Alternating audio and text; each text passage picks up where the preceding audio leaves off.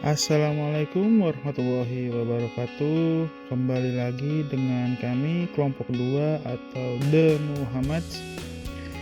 Pada kesempatan kali ini kami akan menganalisa 2 kasus terkait kementerian kita ya.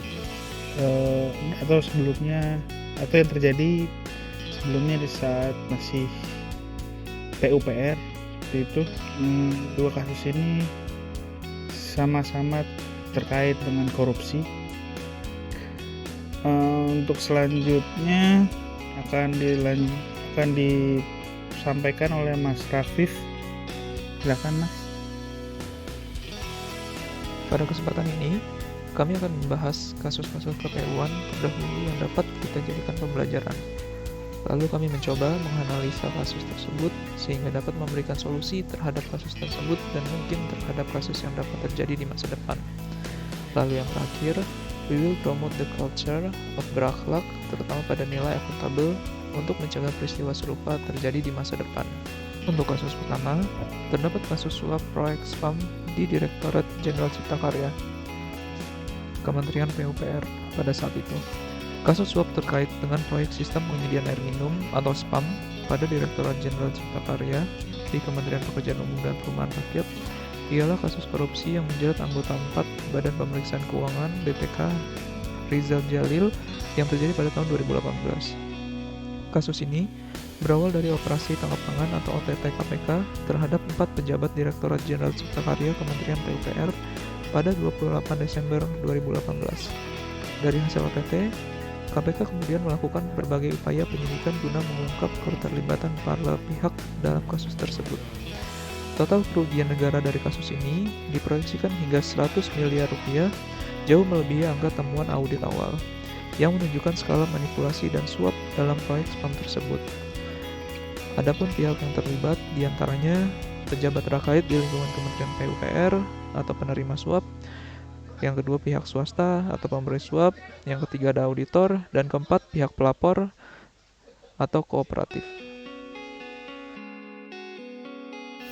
Analisis kasus pertama, ini transparansi dan pertanggungjawaban yang buruk. Kasus ini menunjukkan lemahnya akuntabilitas internal karena proyek spam dilaksanakan tanpa pengawasan yang memadai. Selanjutnya, penyelewengan fungsi akuntabel ASN. Pejabat pembuat komitmen atau PPK yang seharusnya bertindak transparan malah menjadi bagian dalam jaringan suap dan mengorbankan integritas peran mereka. Lalu gagalnya sistem dalam menghalau kecurangan. Penggeledahan dan penetapan tersangka hanya terjadi setelah operasi tangkap tangan, menunjukkan kegagalan dalam deteksi dini potensi korupsi.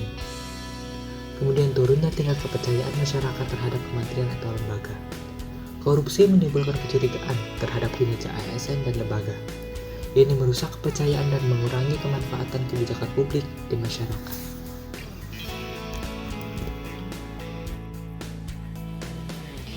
Solusi kasus pertama, digitalisasi sistem dan transparansi proyek dapat diterapkan melalui e-procurement atau pengadaan elektronik agar terdapat bukti rekam kerja. Kedua, pendidikan dan pelatihan kode etik sektor publik serta sanksi tegas. Pendidikan dan pelatihan rutin untuk penguatan nilai akuntabilitas, integritas, etika jabatan, dan anti korupsi bagi seluruh ASN dan pejabat, serta melibatkan kode etik pengadaan yang wajib ditandatangani dan diberi sanksi jika dilanggar oleh semua pelaku proyek. Ketiga, penguatan sistem audit internal dan eksternal. Kombinasi sistem audit internal kementerian atau lembaga secara berkala dengan sistem audit eksternal independen untuk fungsi cross-check yang kemudian kedua hasil audit dievaluasi. Keempat, berani melaporkan dugaan pelanggaran. ASN perlu memanfaatkan kanal whistleblower seperti WBS KPK atau lapor.go.id jika WISPU yang merupakan kanal milik PU untuk melaporkan indikasi suap atau penyelewengan proyek. 5. Pelibatan masyarakat dan LSM dalam proyek besar. Pengawasan proyek besar oleh Komite Pengawasan Independen yang melibatkan organisasi masyarakat, media, akademisi, dan profesional. Kasus kedua, yaitu temuan laporan keuangan Kementerian PUPR oleh Badan Pemeriksa Keuangan. Badan Pemeriksa Keuangan atau BPK menyampaikan laporan hasil pemeriksaan atau LHP atas laporan keuangan Kementerian Pekerjaan Umum dan Perumahan Rakyat tahun 2023 di kantor Kementerian PUPR, Jakarta, Senin pada tanggal 15 bulan Juli. Berdasarkan hasil pemeriksaan yang telah dilakukan, BPK masih memberikan perhatian khusus pada pelaksanaan pekerjaan fisik, belanja barang, dan belanja modal pada laporan keuangan tahun 2023. Anggota 4 BPK, Pimpinan Pemeriksaan Keuangan Negara 4, Hairul Saleh, mengatakan bahwa pelaksanaan pekerjaan fisik belanja barang pada Kementerian PUPR belum sepenuhnya dilaksanakan sesuai dengan ketentuan. Antara lain, pekerjaan tambah yang masih menggunakan harga satuan timbang, kekurangan volume pekerjaan, volume kontrak belum disesuaikan dengan perubahan kriteria desain dan kondisi lapangan yang sebenarnya. Anggota 4 BPK berharap Menteri PUPR beserta jajarannya dapat segera menindaklanjuti permasalahan yang menjadi temuan BPK berdasarkan rekomendasi yang diberikan sesuai ketentuan peraturan perundang-undangan yang berlaku. Dari kasus ini, ada 3 poin penting yang bisa kita kaitkan dengan core value ASN, yaitu akuntabel. Yang pertama, kurangnya transparansi dan tidak akuntabel. Minimnya transparansi dari pelaksanaan pekerjaan fisik dan belanja modal yang tidak sesuai ketentuan atau spesifikasi, namun tetap dibayarkan. Hal tersebut menyebabkan hasil kerja di lapangan tidak sesuai dengan rencana awal. Yang kedua, kinerja tidak efisien, tidak efektif, dan tidak ekonomi. Tujuan penyelenggaraan infrastruktur PU mengutamakan prinsip 3E, efektif, efisien, dan ekonomis, serta tepat mutu dan tepat sasaran. Penyimpangan yang terjadi menyebabkan output tidak optimal, penggunaan sumber daya tidak efisien, dan biaya lebih besar dari manfaatnya. Selain itu, ketidaksesuaian dengan spesifikasi menyebabkan mutu tidak terpenuhi dan sasaran pembangunan tidak tercapai. Yang ketiga, tindak lanjut hasil pengawasan belum optimal. Permasalahan tadi tidak berdampak secara material terhadap kewajaran laporan keuangan. Namun, temuan tersebut harus diperbaiki untuk meningkatkan transparansi dan akuntabilitas pengelolaan keuangan negara. Dibutuhkan peran aktif Itjen untuk mengkoordinasikan pelaksanaan tindak lanjut sesuai kewenangan dengan menggunakan SIPTL, sehingga rekomendasi dapat memberikan perbaikan atau nilai tambah dalam pengelolaan uang negara. Dari kasus tersebut, bagaimana solusi yang bisa kita tawarkan? Kami di sini menawarkan 6 solusi. Solusi pertama, transparansi dalam perencanaan dan penganggaran. Perlu dilakukan penyusunan rencana anggaran biaya atau RAB yang realistis dan sesuai harga. Lakukan review terhadap harga satuan agar tidak terjadi perbedaan atau harga timpang. Yang kedua, penguatan pengawasan internal. Mengoptimalkan peran Inspektorat Jenderal melalui sistem SIPTL dan EPTLHP sebagai mekanisme pemantauan. Melakukan audit internal berkala merupakan ukuran audit sejak tahap perencanaan, pelaksanaan, hingga serah terima pekerjaan fisik. Kepatuhan terhadap kontrak dan regulasi. Memastikan isi kontrak sesuai dengan kondisi lapangan dan aturan yang berlaku.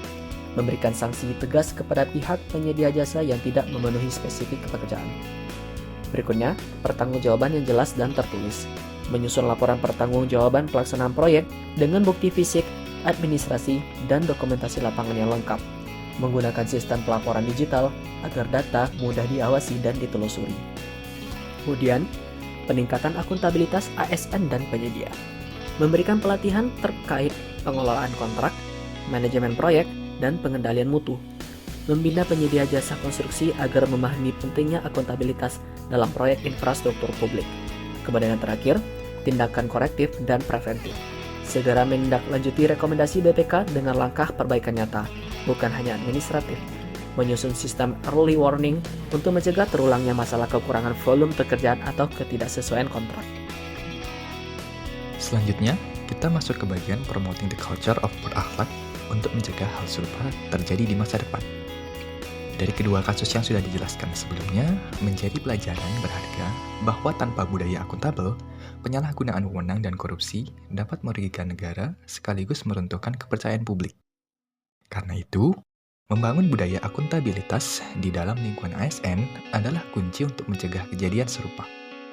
Nilai akuntabel dalam berakhlak menuntut setiap ASN untuk berani mempertanggungjawabkan setiap keputusan dan tindakan secara transparan, jujur, dan sesuai aturan. Hal ini dapat diwujudkan melalui pelaporan yang terbuka, pengawasan internal yang ketat, serta komitmen pribadi untuk menolak gratifikasi maupun intervensi dalam proyek pemerintah.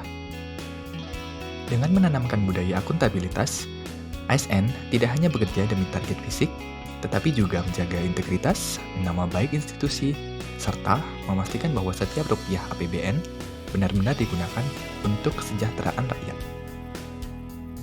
Untuk mempromosikan budaya berakhlak, dapat dilakukan strategi internalisasi budaya akuntabel di Kementerian PU. Melalui beberapa langkah, yang pertama, penguatan integritas ASN dengan menyusun Code of Conduct berbasis nilai berakhlak, melakukan deklarasi integritas, serta memberikan reward bagi pegawai yang menunjukkan keteladanan dalam akuntabilitas. Yang kedua, melalui transparansi pengelolaan proyek yang dapat dilakukan dengan mengintegrasikan seluruh data proyek ke dalam sistem informasi digital yang bisa diakses publik, kemudian juga dapat dilakukan dengan menyediakan dashboard monitoring untuk belanja barang dan modal agar proses dan penggunaan anggaran lebih terbuka. Yang ketiga, melalui pengawasan internal yang proaktif dengan mengoptimalkan peran Inspektorat Jenderal dan Early Warning System dalam deteksi penyimpangan sejak awal.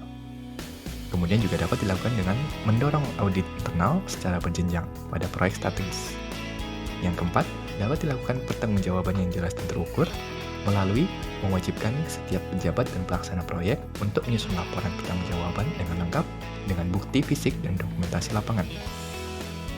Kemudian juga dapat dilakukan dengan menghubungkan laporan tersebut dengan sistem SIPTL untuk tindak lanjut rekomendasi auditor. Kemudian yang kelima, melalui budaya anti-suap dan anti-gratifikasi yang secara lebih rinci dilakukan dengan sosialisasi rutin mengenai bahaya suap dan gratifikasi, serta membuka kanal pelaporan atau whistleblowing system yang aman dan rahasia bagi pegawai maupun masyarakat. Yang keenam, meningkatkan kompetensi pegawai dengan memberikan pelatihan manajemen risiko, pengendalian internal, dan pengelolaan kontak. Serta juga dapat dengan menanamkan mindset bahwa akuntabilitas adalah bagian dari profesionalisme, bukan sekedar kewajiban administratif. Dan yang terakhir, poin ke-7 dengan melakukan kepemimpinan yang menjadi teladan. Dalam hal ini, pimpinan di setiap level harus menunjukkan ketegasan dalam menolak penyimpangan, kemudian juga menjadi role model dengan gaya kepemimpinan yang transparan dan bertanggung jawab. Terkait daftar rujukan, kami mengambil topik dari dua website yang berbeda. Untuk kasus yang pertama, kami mengambil dari Komisi Pemberantasan Korupsi atau KPK. Untuk kasus kedua, dari website BPK atau Badan Pemeriksa Keuangan. Karena dua situs ini resmi ya, jadi kami rasa berita tersebut tidak dikurang-kurangkan atau tidak dilebih-lebihkan. Sekian dari kami, semoga analisis dan solusi yang kami berikan ke depannya dapat menjadi warning ya buat kita semua agar